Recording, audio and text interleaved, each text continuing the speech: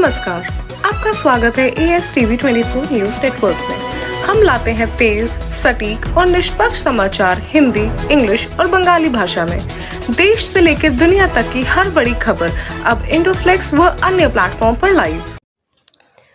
ছাত্র রাজনীতিকে কেন্দ্র করে শনিবার উত্তপ্ত হয়ে উঠল কোচবিহারের আচার্য ব্রজেন্দ্র নারায়ণ শীল হস্টেল চত্বর। অভিযোগ, দুপুরে এবিভিপির সদস্যরা নতুন সদস্য সংগ্রহের উদ্দেশ্যে কলেজে গেলে হস্টেলের একদল ছাত্রের সঙ্গে তাদের বচসা শুরু হয়। এরপর পরিস্থিতি দ্রুত উত্তপ্ত হয়ে ওঠে এবং দুপক্ষের মধ্যে হাতাহাতি ও সংঘর্ষ বাধে।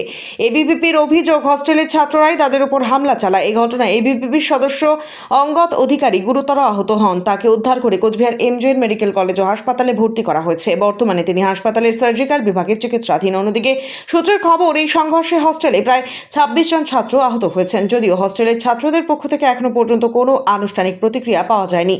এবিভিপির আরও অভিযোগ, কলেজ সংঘর্ষের পর হাসপাতালেও তাদের সদস্যদের উপর চড়া হয়। কি হয়েছে?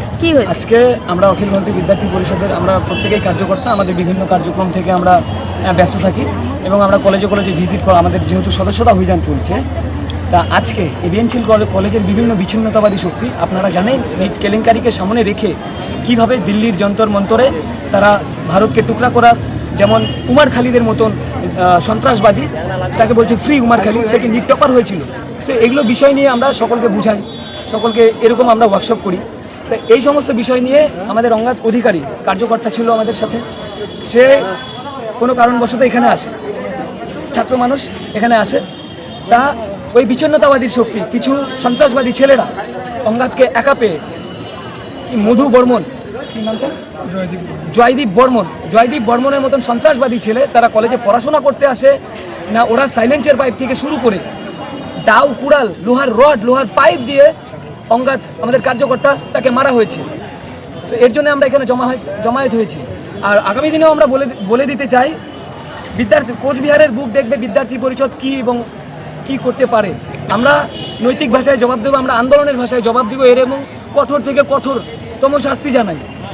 ওই হোস্টেলে যারা বিচ্ছিন্নতাবাদী শক্তি রয়েছে, যারা পড়াশোনা করতে এসে বিভিন্ন সন্ত্রাসবাদী কার্যকলাপ চালাচ্ছে, আমরা তাদেরকে কড়াই গণ্ডায় বুঝিয়ে দেব এবং আইনি ভাষায় জবাব দেব। এটাই। আজকে যে বিকাল থেকে একটা মুভমেন্ট দেখা যাচ্ছিল এবিসিএন কলেজে, এই ঘটনা কি পরিপ্রেক্ষিতে এটা হলো? না, বিকাল থেকে আমরা, শুনুন, আমাদের কলেজের সদস্যতা অভিযান চলছে, ঠিক আছে? আমাদের যারা ইচ্ছুক তারাই সদস্যতা নেয়, আমরা কাউকে গিয়ে বলি না তোকে সদস্যতা নিতেই হবে, তোমাকে সদস্যতা নিতেই হবে। তা আমাদের যেহেতু 9 জুলাই 78তম বিদ্যার্থী পরিষদের প্রতিষ্ঠা দিবস, যেটাকে ন্যাশনাল স্টুডেন্টস ডেও বলা হয়, তা আমাদের মোটামুটি এই মাসটা ধরেই সদস্যতা চলবে। তা আমরা প্রত্যেক দিনই সদস্যতা কর্মসূচি হয় আমাদের। যারা ইচ্ছুক তারাই সদস্যতা করে, যারা ইচ্ছুক না তারা সদস্যতা করে না।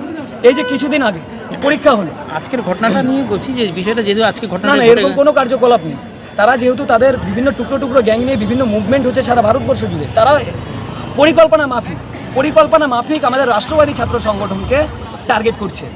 এই যে যার নামে আপনাদের অভিযোগ, সে কে হয়? সে কি কোনো কলেজের স্টুডেন্ট এবং সে কোনো না কোনো একটা বিচ্ছিন্নতাবাদী ছাত্র সংগঠনের সাথে যুক্ত। নামটা এখনো জানা যায়নি, সম্ভবত AIDSO অথবা আরও বামপন্থী কোনো, বা সিপি বা ককরোচ, ওদের তো নামের অভাব নেই। কতজন ছিল ওরা শুনতে পেলাম মোটামুটি 30-40 জন মিলে একটা ছেলেকে, আমাদের অঙ্গদ অধিকারীকে টার্গেট করা হয়েছে। আপনাদের একজনই ছিল? হ্যাঁ, আমাদের একজন ছিল। সে কোন কলেজের? সেও এবিএনসিল কলেজের ছাত্র। এখন সে কেমন আছে? কি এখন তার খুব সিরিয়াস অবস্থা, তাই ইন্টারনাল ব্লিডিং হচ্ছে, আমরা দেখছি এবং আমরা দেখি আরও উচ্চতর ট্রিটমেন্টের ব্যবস্থা করছি। একটা অভিযোগ আছে যে আপনাদেরই নাকি ওরা আপনারা মেরেছেন ওদেরকে, একটা অভিযোগ। না, আমি কি বললাম প্রথমে, ইতিহাস সাক্ষী আছে, বিদ্যার্থী পরিষদ কখনো ক্যাচাল করে না। বিদ্যার্থী পরিষদ কখনো ক্যাচাল করে না। বিদ্যার্থী পরিষদ হলো বাস অ্যাক্সিডেন্ট যখন হয়, ট্রেন অ্যাক্সিডেন্ট যখন হয়, সর্বপ্রথম সংঘ এবং বিদ্যার্থী পরিষদ ঝাঁপিয়ে পড়ে তাদেরকে রক্ষা করবার জন্য। বিদ্যার্থী পরিষদ, আমি বললাম তো, বিদ্যার্থী পরিষদ পাখিকে জল খাওয়ানো থেকে শুরু করে, পার্থেনিয়াম গাছ কাটা থেকে শুরু করে, ছাত্রদের বই বিতরণ থেকে শুরু করে বিভিন্ন আন্দোলন, এমনকি নিট কেলেঙ্কারি নামক এরকম ঘটনায় বিদ্যার্থী পরিষদ সর্বপ্রথম আন্দোলন করেছে এবং কুচবিহারের বুকেও ডিস্ট্রিক্ট লাইব্রেরির সামনে আমরা আন্দোলন করেছি। আপনার? আমার নাম প্রীতম সূত্রধর, কি দায়িত্ব আছে? জেলা সংযোজক, অখিল ভারতীয় বিদ্যার্থী পরিষদ।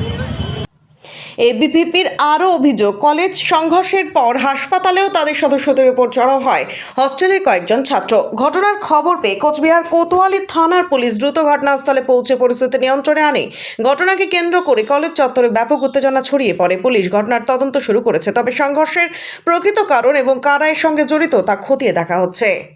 For more updates, continue watching ASTV 24.